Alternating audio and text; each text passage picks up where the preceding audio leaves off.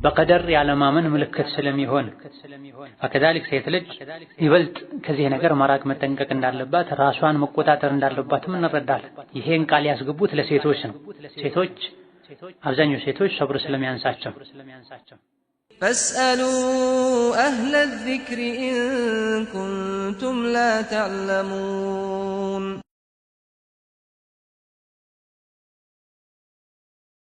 بسم الله الرحمن الرحيم ዛሬ በአላህ ፈቃድ የምንማረው 17ኛውን ሐዲስ ይሆናል።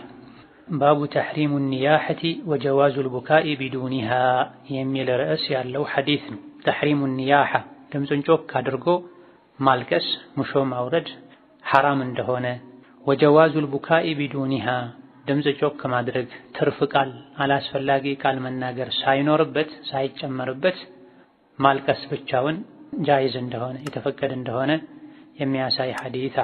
17ኛው ሐዲስ عن أم عطية رضي الله عنها كأم عطية الله መልካም ስራዋን ይወደደላትና እንደተላለፈው قالت أم عطية قالوا أخذ علينا النبي صلى الله عليه وسلم يا الله መልእክተኛ እኛን ቃል አስገቡን عند البيعة እስልምናን ስንቀበል ነቢን አለይሂ ሰላቱ ወሰላም ሁሌም ለመታዘዝ ቃል ስንገባ ተጨማሪ ቃል ካስገቡን ነገሮች አንዱ አላ ነኑሐ ሰው ሲሞት ድምፅን ጮክ አድርገን እንዳናለቅስ እንዳንጮህ ቃል አስገቡን።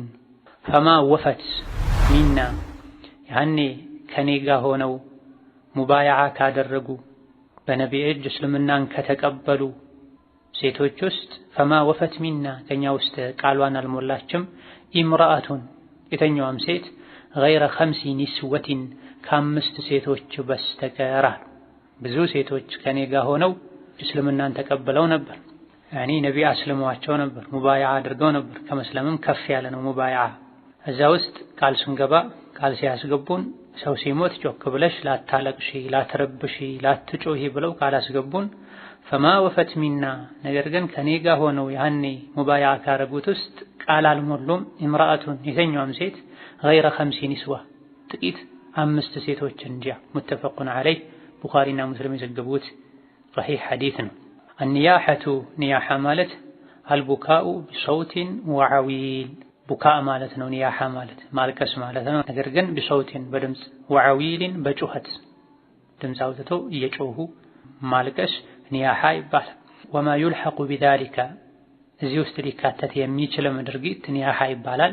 ለምሳሌ ሚን ለጥሚል ኹዱዲ ጉንጭን መምታት፣ ወሸቂል ጁዩቢ ልብስን መቅደድ የልብስ አንገትን፣ ኪስን መሰል ነገሮችን መቅደድ፣ ወሐልቂ ሸዕሪ በሐዘን ምክንያት ትዕግስት በማጣት ምክንያት ፀጉርን መላጨት መንጨት፣ ኢላ ገይሪ ዛሊክ የአላህን ውሳኔ ወዶ ያለ መቀበል ምልክት ሊሆን የሚችልን ድርጊት መፈጸም ኒያሐ ሚለው ውስጥ ይካተታል።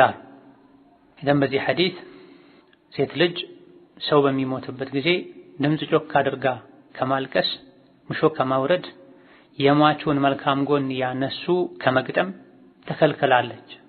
ይህ ከሌለ እዚህ ደረጃ ካልደረሰ በተፈጥሮ ሰዎች የሚያለቅሱትን አይነት ለቅሶ ማልቀስ ችግር የለውም። ሐዲሱን ያስተላለፉት ሱሐቢያ ኡሙ ዐጢያ ናቸው።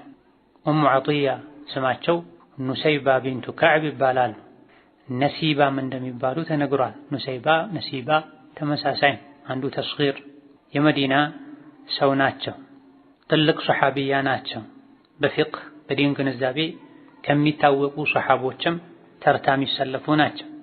ከነበራቸው ግንዛቤ እውቀት፣ አስተዋይነትና አማና አንፃር የነቢ ልጅ ዘይነብ ረዲየላሁ ዐንሃ በሞተችበት ጊዜ ጀናዛዋን ያጠቁት ኡሙ ዐጢያ ናቸው።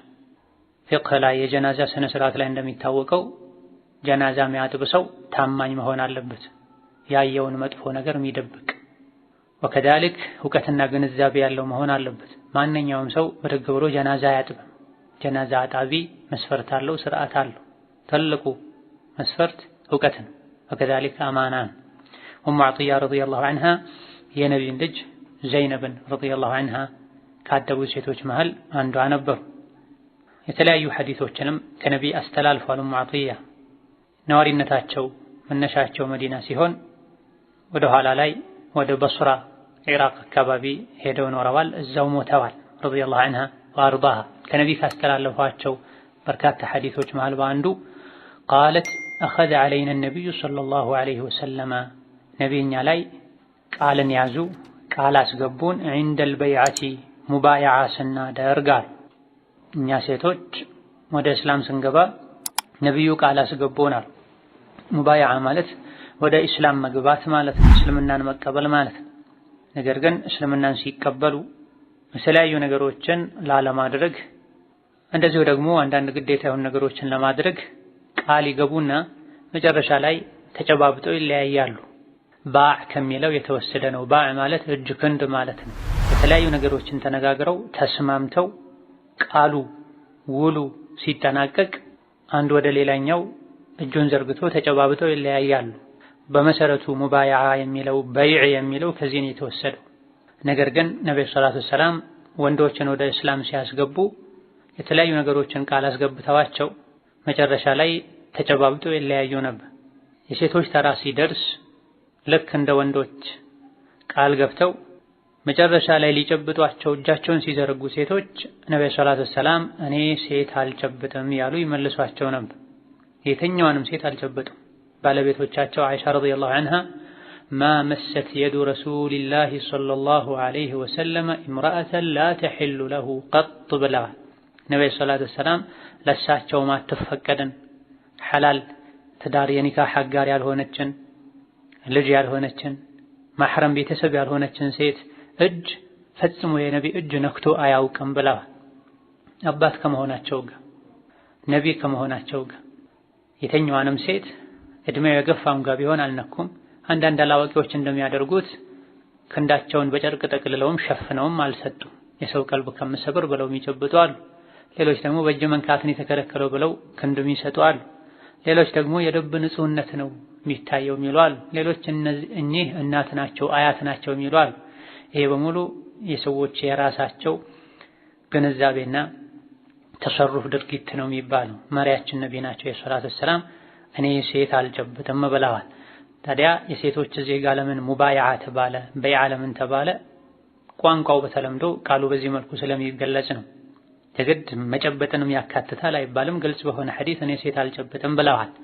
ዑሙመን በይዓ ማለት ወደ እስላም መግባት፣ እስላም ውስጥ ሲገባ የሚደረጉ ነገሮችን ማድረግ ማለት ነው። ዒንደል በይዓቲ ወደ እስላም ስንገባ በአላህ ላናሻርክ፣ የራሳችን ያልሆነን ልጅ የኛ ነው እንዳንል፣ የኛ የሆነን ልጅ የኛ አይደለም እንዳንል፣ ዝሙት እንዳንሰራ፣ ሁሌም በደስታም በችግርም ጊዜ በድሎትም በክፋትም ጊዜ ነቢይን ልንታዘዝ ኢላ ገይሪ ዛሊክ መሰል የሆኑ ቃላቶችን ጠቅሰው የተለያዩ ነጥቦችን አንስተው ቃል አስገብተውናል።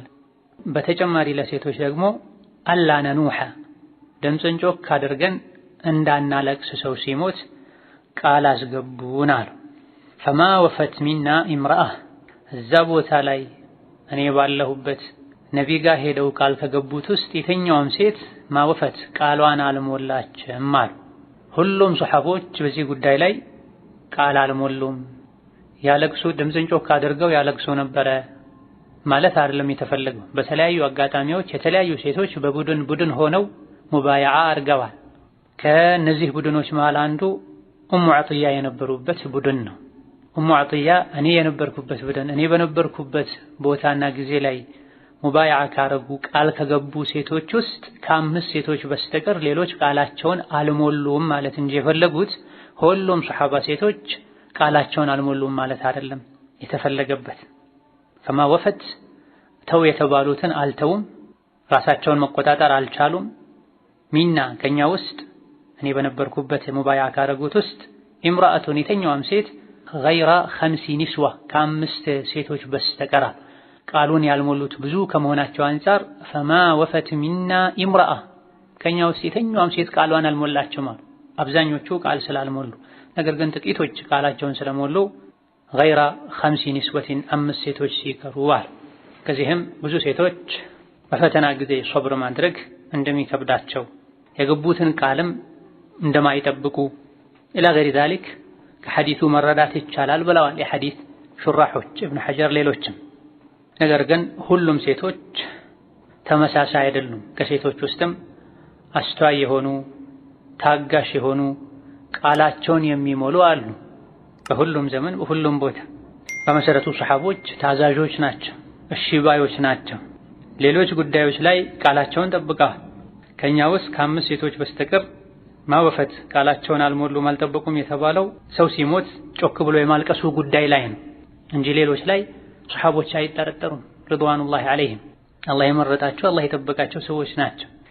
የለቅሶ ጉዳይ ላይ ግን ብዙዎች ከኡሙ ዐጥያ ጋር የነበሩት ቃላቸውን መምላት አልቻሉም። ማናቸው 5 ሴቶች ይህ ሐዲስ ላይ አልተነገረም። ነገር ግን የሲራ አዋቂዎች አንዳንድ ዘገባዎች ላይ እንደተነገረው 5 ሴቶች እነማን እንደሆኑ ተነግሯል። እነሱም ኡሙ ሱለይም የአነስ ብኑ ማሊክ የነቢ ኻድም እናት፣ ኡሙል ዓላ ወብነቱ አቡ ሰብራ እና የሙዓዝ ባለቤት ሙዓዝ ብኑ ጀበል ኡሙ ዐምር ቢንቱ ኸላድ እና ሐዲሱን ያስተላለፉት ኡሙ ዐጥያ እንደሆኑ ተነግሯል። ሌሎች የተለያዩ ሌሎች ሴቶችንም ስም አንስተዋል። ነገር ግን ኡሙ ዐጥያ ረዲየላሁ ዐንሃ ከ5 ሴቶች ውስጥ ራሳቸውን ይቆጥሩ የነበረው እስከ የውሙል ሐራ ድረስ ነው። ከየውሙል ሐራ በኋላ ኡሙ ዐጥያ ራሳቸውን ከ5ቱ ቃላቸውን ከሞሉ ሴቶች መቁጠርን እንደተዉ ተነግሯል። የውሙል ሐራ ማለት መዲና ላይ በርካታ ሰሐቦች ተከታዮቻቸው የተገደሉበት፣ መዲና ቤቶች የተዘረፉበት፣ ለ3 ቀን ገደማ ከፍተኛ ፈተና የነበረበት ቀን በባለስልጣናት ግጭት ምክንያት። በዚህ ቀን እጅግ በጣም ብዙ ሰሐቦች ከማለቃቸው መዲና ውስጥ ሰላም ከመጥፋቱ አንፃር ብዙ ሴቶች ትዕግስት ማድረግ አልቻሉም። ጮኸዋል፣ አልቅሰዋል። ኡሙ ዐጥያንም ብዙ ሴቶች እሳቸው ጋር የመጡ ጎትጉተው ወትውተው እንዲያለቅሱ እንዲጮሁ አድርገዋቸዋል። ከዛ ቀን በኋላ ኡሙ ዐጥያ ከነዚህ ከ5 ቃላቸውን ከሞሉት ራሳቸውን እንዳወጡ ይቆጥሩ እንዳልነበረ ተነግሯል። ስለዚህ ጓደኛ ሊያሳስት ካሉበት ትልቅ ደረጃ ዝቅ ሊያደርግ ይችላል ማለት ነው። ነብዩ ሰለላሁ ዐለይሂ ወሰለም ሴቶች ወደ እስላም ሲገቡ ሊያከብሯቸው ከሚገቡ ነገሮች አንዱ ሰው ሲሞት ድምፅን ጮክ አድርጎ አለመጮህ፣ የሟቹን መልካም ጎን ጀብድ ያነሱ ሙሾ አለማውረድ፣ አለማዜም አንዱ የቃል ኪዳኑ አካል ነበር። ለነብዩ የገቡትን ቃል ለአላህ የገቡትን ቃል መጠበቅ የኢማን ሙሉነት ነው፣ የጥንካሬ መገለጫ ነው። ለረጅም ጊዜ ኡሙ ዐጥያ በዚህ ቃላቸው ላይ ጸንተዋል። ማንም ይሙት ማን ድምፅ ጮክ አድርገው አያለቅሱም ነበር። ነገር ግን የውሙል ሐራ ላይ መዲና ላይ ትልቅ አደጋ ሲደርስ ብዙ ሰሐቦች ሲሞቱ ሰላም ሲጠፋ ለ3 ቀን መዲና ላይ ሰዎች ሰላም እንዲያጡ ሲያደርጋቸው ይህን ኡሙ ዐጥያ ከዙሪያቸው የነበሩ ሴቶች አሳስተዋቸዋል። ፈለም ተዘል ቢሃ ኒሳ ሐታ ቃመት ይላል አንዳንድ ዘገባ ላይ። ኡሙ ዐጥያ ያኔም ቢሆን ሶብር አድርገው ነበር። ቦታው ላይ የነበሩ አንዳንድ ሴቶች ኡሙ ዐጥያ ተነስተው እንዲያለቅሱ እንዲጮሁ ትዕግስት ያጣ ሰው የሚያደርገውን ድርጊት እንዲያደርጉ ገፋፏቸው፣ አነሳሷቸው ይላል። በንግግር በተግባር በሁኔታ ማለት። ስለዚህ ከመጥፎ ጓደኛ ኢማን ከሌለው ትዕግስት ከሌለው ሰው መራቅ፣ ግንኙነትን መቀነስ ያስፈልጋል። ካሉበት ደረጃ እንዳይወርድ ወደ ውርደት እንዳይወስድ። በዚህ ሐዲስ የተከለከለው ኒያሓ ነው፣ ድምፅን ጮክ አድርጎ ማልቀስ ነው፣ ትርፍ ቃል መናገር ነው፣ መውደቅ፣ ልብስ መቅደድ ነው እንጂ ማልቀሱ ብቻ አይደለም። ማልቀስ ተፈጥሮ ነው። ሸሪዓ የሰው ልጆችን ተፈጥሮ ሊያጠፋ ሊያስወግድ ሳይሆን ሊያስተካክል መስመር ሊያስይዝ ነው የመጣው። ጭራሽ አታልቅሱ አላለም። ነቢ አልቅሰዋል። የልጅ ልጃቸው ሲሞት አንተም ታለቅሳለህ እንዴ ሲሏቸው ይሄ ረሕመት ነው፣ የሰው ልጆች ልብ ውስጥ አላህ የፈጠረው እዝነት ነው ብለዋል። ልብ ያዝናል፣ አይንም ያነባል፣ አላህ የሚወደውን ነገር እንጂ አንናገርም ብለዋል። የልጅ ልጃቸው ሲሞት ልጃቸውን ሲሞት ካንተ በመለየታችን አዝነናል ኢብራሂም ሆይ ብለዋል። አላህ የሚወደውን ነገር እንጂ አልተናገሩም። አላህ የሚፈቅደውን ነገር እንጂ አላደረጉም። ከብዙ አላዋቂዎች በተቃራኒ አላህን ክፉ ቃል የሚያናግሩ አሉ። እሱን ለምን ገደልከው? አሁን መሞት ነበረበት ወይ? እሱ ሞት አይገባውም ነበር? ይህ ሁሉ የጃህል ንግግር ነው። አማኝ የአላህን ስራ የአላህን ጥበብ የሚያውቅ ረዲቱ ቢላሂ ረበን ነው የሚለው፣ ኢና ሊላሂ ወኢና ኢለይሂ ራጂዑን ነው የሚለው። ስለዚህ የሚያስወቅሰው የሚያስጠይቀው ማልቀሱ ብቻ ሳይሆን ትርፍ ቃል መናገሩን፣ የጃሂል ስራ መስራቱን፣ ከግድግዳ ጋር ከግንብ ጋር የሚጋጩ አስሬ የተነሱ መሬት ላይ የሚወድቁ የሚፈጠፈጡ፣ ልብሳቸው የሚቀዱ፣ ፀጉራቸው የሚነጩ፣ አልፎ ሁሉ የሚላጩ፣ የሐዘን ልብስ ብለው የሚለብሱ ይህን ድርጊት የሚፈጽሙ ብዙ አላዋቂዎች አሉ። ከዚህ በራቀ መልኩ ድምፅን ዝቅ አድርጎ መቆጣጠር ሁሉ ሊከብድ ይችላል። የቻሉትን ያክል ተቆጣጥሮ ዝም ብሎ ማልቀስ ችግር የለውም። ትርፍ ቃል ማውራቱ፣ የሟቹን ጀብድ መዘርዘሩ፣ መደረግ የሌለበትን ማድረጉ የሚያስወቅሰው ይሄ ነው። ወይላ በነቢ ዘመን ሱሐቦች ሴቶች አልቅሰዋል። በታቢዒዎች በሱሐቦች ዘመንም አልቅሰዋል። ትልልቅ ሱሐቦች ለቅሶ ቤት ሲሄዱ ቤት ውስጥ የሚያለቅሱ ሰዎችን ድምፅ ይሰሙ ነበር። ነቢ ከሱሐቦቻቸው ጋር ቁጭ ባሉበት ቤት ውስጥ የሚያለቅሱ ሴቶችን ድምፅ ይሰሙ ነበር። ዑመር ረዲየላሁ ዐንሁ አርዳህ ዝም ለማስባል ሲሄዱ ተዋቸው፣ አሁን ነው ገና ሟቻቸውን ያጡት፣ አዲስ ነው መቋቋም አይችሉም ብለዋቸዋል። ስለዚህ በፍላጎት ሆን ተብሎ ድምፅን ጮክ አድርጎ ማልቀሱ፣ ትርፍ ቃል መናገሩ ያስወቅሳል። ለመቆጣጠር ስሜትን ለመቆጣጠር ድምፅን ዝቅ ለማድረግ እየጣሩ ከአቅም በላይ ሆኖ በሚከሰተው ነገር አላህ አይጠይቅም። ሆኖም ግን ሁሌም ሶብር ማድረግ፣ ሁሌም አላህን ተባረከ ወተዓላ ማስታወስ የኢማን ጥንካሬ ምልክት ነው።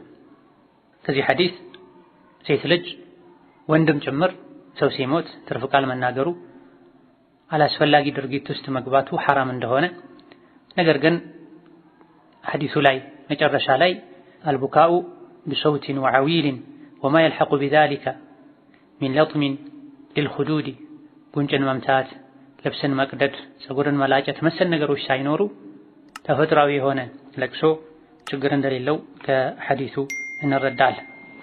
ለምንድን ነው ኒያሃ የተከለከለው? ድምፅን ጮክ አድርጎ ማልቀስ፣ የሟቹን ጀብድ እየዘረዘሩ ማዜም ኢላ ገይሪ ዛሊክ ልብስ መቅደድ የተከለከለው ሶብርን ስለሚጻረር ከትዕግስት ጋር ስለማይሄድ ሐዘንን ስለሚያባብስ ነው። በቀደር ያለማመን ምልክት ስለሚሆን ከዛሊክ ሴት ልጅ ይበልጥ ከዚህ ነገር መራቅ መጠንቀቅ እንዳለባት ራሷን መቆጣጠር እንዳለባትም እንረዳለን። ይሄን ቃል ያስገቡት ለሴቶች ነው። ሴቶች አብዛኛው ሴቶች ሶብር ስለሚያንሳቸው هذا والله تعالى أعلم። የዛሬ ደርሳችን እዚህ ያበቃል። السلام عليكم ورحمة الله وبركاته